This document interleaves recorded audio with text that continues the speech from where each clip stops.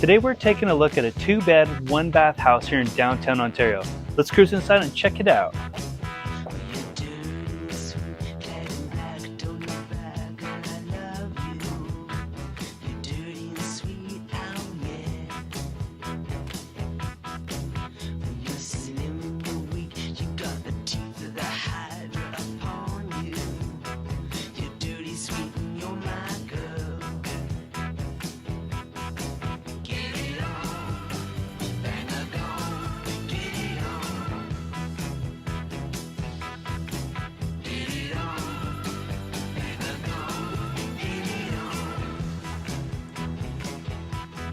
This property also has a detached garage that could be used for additional living space or a really rad office.